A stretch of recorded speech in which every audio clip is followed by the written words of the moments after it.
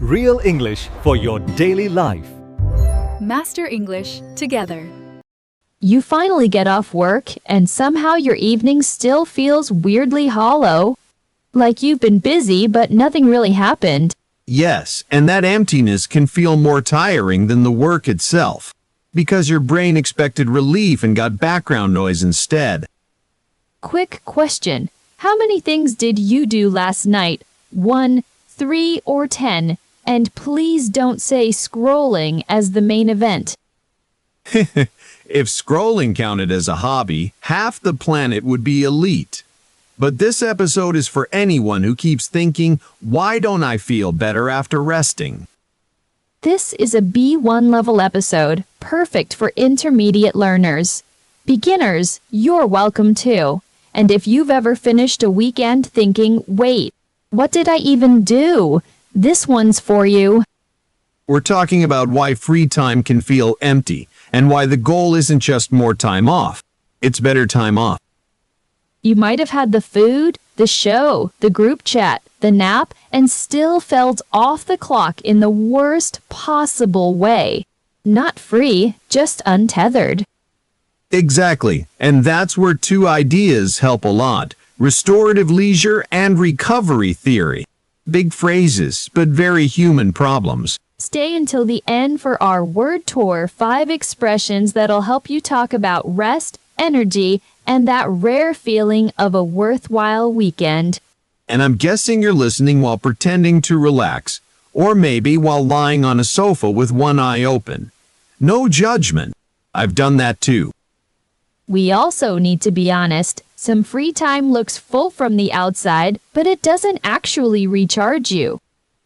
Right. I've had weekends so relaxing that I needed a break from my break. That is not the dream.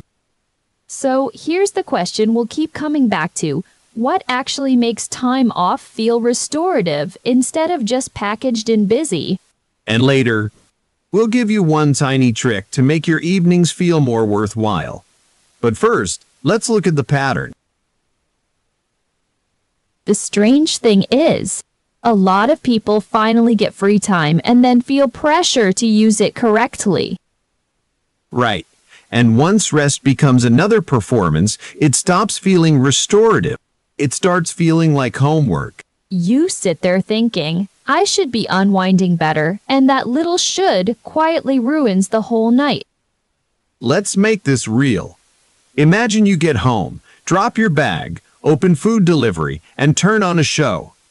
On paper, that sounds perfect. But in your body, nothing shifts. Your shoulders stay tight, your mind keeps replaying the day, and your attention keeps hopping around. So the evening is technically free, but emotionally it isn't. That's why people can spend 3 hours resting and still feel like they need to recharge. And then they blame themselves for being bad at relaxing. That's brutal, and also very common. Here's the key idea from recovery theory. After effort, your system needs a real return to baseline. Not just distraction, not just noise, a real reset. So it's not only about time off the clock, it's about what kind of experience that time gives you. Exactly. If your evening is packed with tiny tasks, endless tabs, and fun that feels like a test, you never fully unwind. That phrase unwind sounds so easy, but in real life it can feel like trying to untangle headphones in the dark. I'd done the classic version. I finish work, tell myself I'm off the clock, then somehow turn my night into a second shift. Oh, same. Except my second shift is usually answer one message and suddenly I'm reorganizing a drawer at 11 p.m. Exactly. And that's why free time often feels empty. Because it's full of motion, but low on recovery. We're not saying every quiet night has to become a spiritual event. We're saying rest has to do something for your nervous system. Think of a restorative activity as one that gives you a clear inner signal. Ah, this is helping. That could be a walk after dinner, Cooking something simple, putting laundry away, or talking to one person who feels safe. Notice how none of those are glamorous, but they're worthwhile because they actually change your state. That word matters. Something can look small and still be worthwhile if it gives you energy back. Let's separate two kinds of tired. One is physical fatigue. Your body needs rest. The other is mental clutter. Your brain is noisy. And if you only choose passive entertainment, you might soothe the body but leave the clutter untouched. Or the reverse. You do a productive little task, like cleaning the kitchen, and your brain feels clearer, but your body still wants softness. So people keep cycling through different relaxing activities, hoping one of them finally works. That search can feel exhausting by itself. That's why the phrase restorative is so useful. It doesn't just mean nice. It means helping you feel healthy, calm, and full of energy again. Healthy, calm, and full of energy again. That's a very different goal from killing time. Yes, and killing time is often what makes a weekend feel forgettable. A worthwhile weekend usually has at least one moment that returns something to you. Like a small win, the tiny but satisfying feeling that you made soup, sent the email, or actually took the walk. Let's talk about the trap of overpacking. People think, if I'm off the clock, I should fit in everything. So they do brunch, then shopping, then a workout, then a call, then a movie, then a late night catch-up, and end up more tense than before. Exactly. The calendar looks impressive, but the body doesn't care about looking impressive. It cares about recovery. That's such a relief to hear because a lot of us confuse a full schedule with a good life. And yet, free time that's too vague can also feel bad. If you have 6 hours and no shape, you can drift into numbness. Right. That's when people say they had all day and still feel disappointed. Time without intention can disappear. So the sweet spot is not chaos and not endless blank space. It's a simple structure with room to breathe. That makes sense. Because many people don't need more discipline, they need a gentler way to choose. Also, we should admit something embarrassing. Sometimes the most restful thing is the least photogenic thing. Absolutely. No one posts, "Look at me folding towels and feeling emotionally restored." But if folding towels makes your head quieter, that can be deeply restorative. That's the part people miss. Rest isn't always dramatic. Sometimes it's just the first moment in the day when your jaw unclenches. And when you finally notice that shift, you realize the goal was never entertainment alone. It was replenishment. Replenishment feels like coming back to yourself a little. Not becoming a new person, just becoming less scattered. Exactly. And that's why recovery theory matters here. Your free time should help your system return, not just escape. So if someone says, "I had a day off, but I don't feel better," that doesn't mean they failed. It means the day wasn't designed for recovery. Yes, and there's one more layer, guilt. People often use their free time, then judge it while they're using it. So even a quiet evening gets poisoned by mental commentary. This is unproductive. This isn't enough. You should be doing more. That internal noise blocks the very thing rest is supposed to do. It makes it harder to recharge because your mind never stands down. And that's heartbreaking, honestly, because many people are already exhausted before the night even starts. So the real problem isn't laziness, it's design. People are trying to recover with activities that don't match what they actually need. Some need movement, some need quiet, some need connection, and some need a tiny sense of order. Exactly. And if you don't match the activity to the need, the evening looks full but still feels empty. Which is why a few small wins can matter more than a huge, perfect plan. Let's make that concrete. If you had an evening that felt restorative, what would be different by 10 p.m.? I probably feel less foggy. Maybe a little more settled, a little less like my brain was still at work.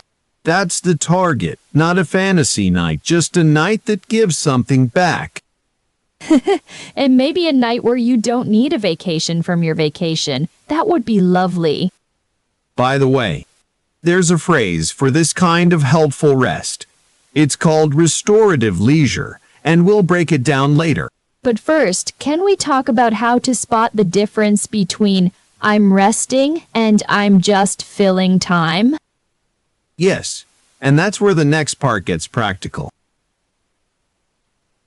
We've been saying that rest should feel restorative, but here's the hard question. What if the whole idea is a little overcomplicated? I don't think so. If your free time keeps leaving you drained, then your current system isn't working, and that's worth questioning. But what if people don't need a better system? What if they just need more time off, more freedom, and less pressure to turn everything into a lesson? I get that, but more time alone doesn't automatically help. You can have a long weekend and still come back tired if you spend it in the wrong way. Hold on. Are you saying people are doing leisure wrong? That sounds a bit harsh. Not wrong morally, just mismatched. Some people try to unwind with 10 activities, 3 group chats, and 0 actual recovery. But maybe that's still a valid way to live. Not every night has to recharge you in some perfect, measurable way. Sure, not every moment has to be optimized. But if someone keeps saying, "My weekends disappear," there's probably a pattern. Or maybe the pattern is just life.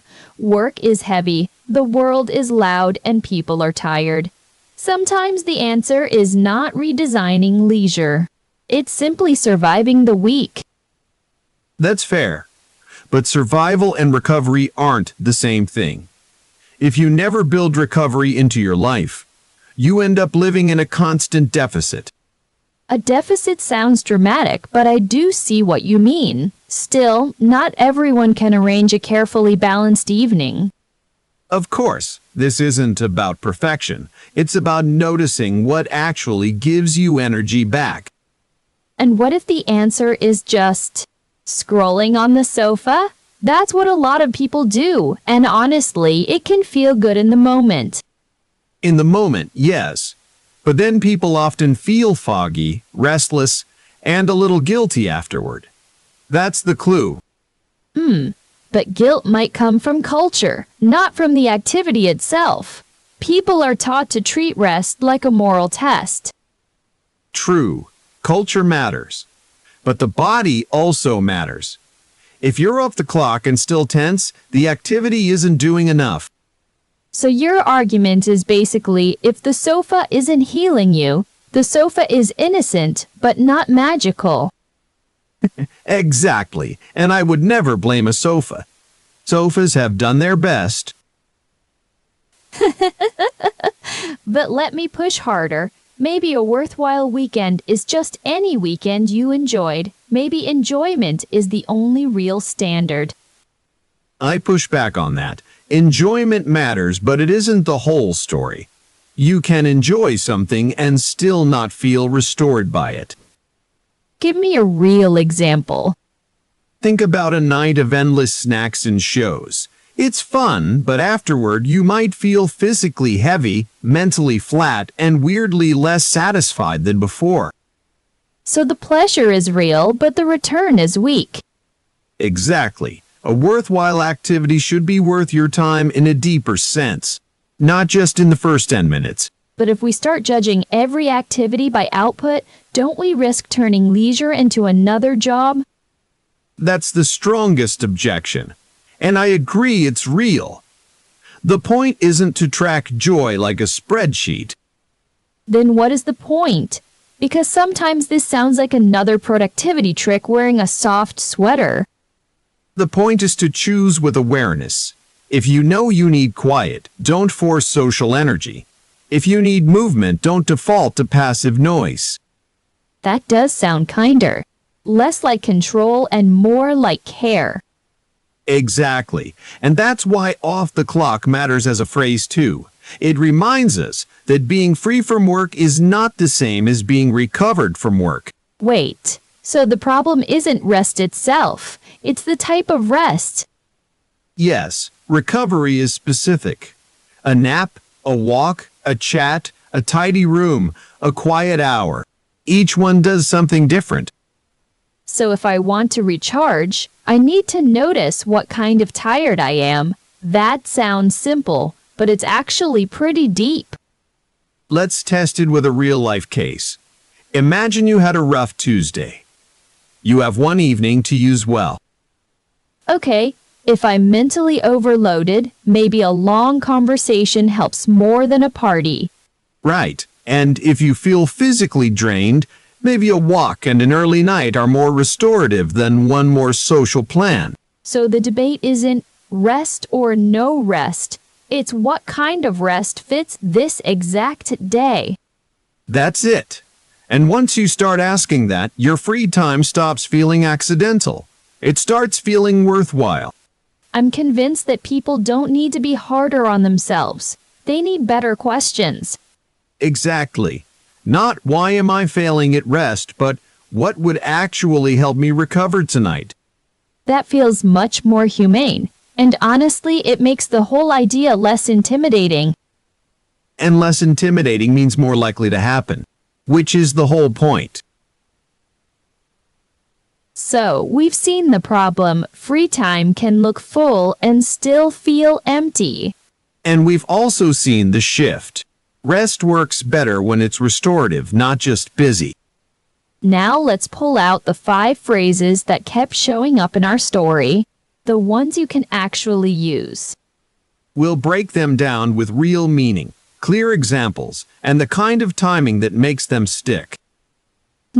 And yes, they'll help you talk about nights, weekends, and that rare, worthwhile feeling.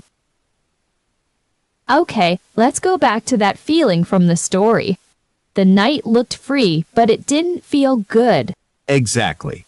And that's why the word restorative is so useful. It describes something that helps you feel healthy, calm, and full of energy again. So it's not just nice. It actually changes how you feel inside. Right? If a walk, a meal, or a quiet hour leaves you clearer, that activity is restorative. My favorite kind of restorative evening is one where my brain stops shouting at me. That counts, right? Absolutely. A tiny example, a short walk feels restorative. That's clean, natural, and very everyday. So if I say the conversation was restorative, I'm saying it helped me recover emotionally, not just pass time. Yes, and that's why it fits our topic so well. The next one feels very close to that, recharge. Definitely. To recharge means to get your energy back after feeling tired. So, after a long workday, I might need to recharge before I'm pleasant again. Which is honestly very fair. Extremely fair. A tiny example. I need time to recharge. Simple, direct, very natural. Mine would be I recharge with silence and snacks. That sounds like a highly functional system. And if a friend says I'm trying to recharge this weekend, you know they're not just being lazy. They're recovering. That's a nice difference. Recharge is about energy coming back, not guilt going away. Exactly, and that distinction matters. Now we get to worthwhile, which feels a little more emotional. It means worth your time, effort, or money. But in real life, people use it when something feels meaningful enough to justify the space it took. So a worthwhile weekend isn't necessarily a packed weekend.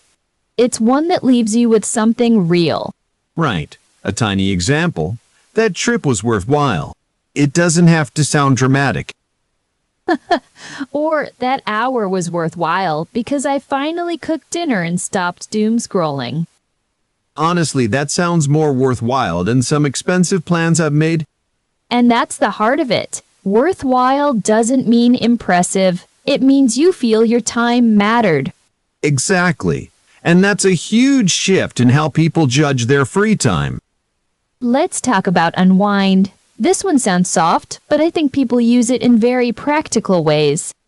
To unwind means to relax after being busy or tense.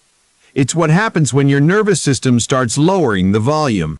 That image makes sense. Like the day is loud and then slowly the sound goes down. Yes, a tiny example. I need to unwind tonight. You'd say that when you've been carrying too much all day. Or, this show helps me unwind, which is also extremely common and very relatable. The key is that unwind isn't just distraction. It suggests a release. So if I'm scrolling, but I'm still tense, I'm not really unwinding. I'm just delaying the tension. Exactly. That's the difference. And then there's off the clock. This one shows up in real conversations all the time. It means not working and free to relax or do personal things. It's the boundary between job mode and your own life. So if someone says, I'm off the clock, they're saying work is done and the rest of the day belongs to them. Right. Tiny example, I'm off the clock now. Clean, natural, and useful. Which is harder than it sounds because a lot of us are physically off the clock but mentally still answering emails in our heads. Guilty. My brain sometimes acts like it has a tiny badge and refuses to clock out. That is painfully accurate. Let's tie them together with the story. A restorative walk can help you recharge. A worthwhile evening might be one where you actually unwind instead of filling every minute. And once you're off the clock, you can choose the kind of rest that fits the day. That sounds so simple when you say it, but it feels like a real skill. It is a skill, and it gets easier when you stop demanding that every free moment be perfect. Exactly. Some nights need calm, some need movement, some need a friend, and some just need quiet that really lands. Beautifully said. That's the difference between passing time and living it well. So, the big idea is simple. Free time can feel empty when it doesn't actually help you recover. And we saw that rest isn't about looking relaxed. It's about feeling restored, recharged, and a little more like yourself again. That's such a relief, because a lot of people think they're failing at rest when they're really just using the wrong kind of rest. Exactly.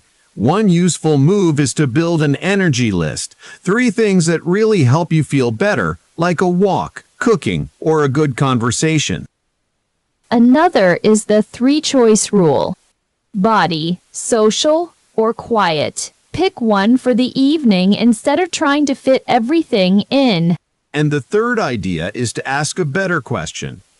What would actually feel worthwhile tonight? That question changes everything. I used to think a good evening had to be full. Now I think it has to be honest. Same here. I've had nights where I did a lot and felt nothing, and other nights where I folded laundry and somehow felt human again. Honestly, folding laundry can be a tiny victory. It can, and that's the point. Small wins matter when they help you unwind without pressure. So, if you're listening right now, maybe try one change tonight. Don't overbook your free time. Yes.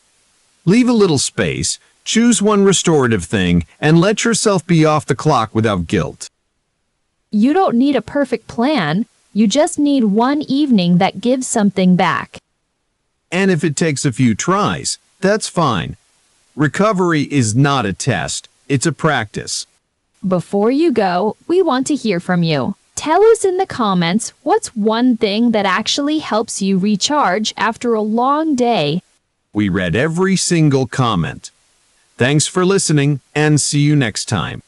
hopefully with a more worthwhile evening.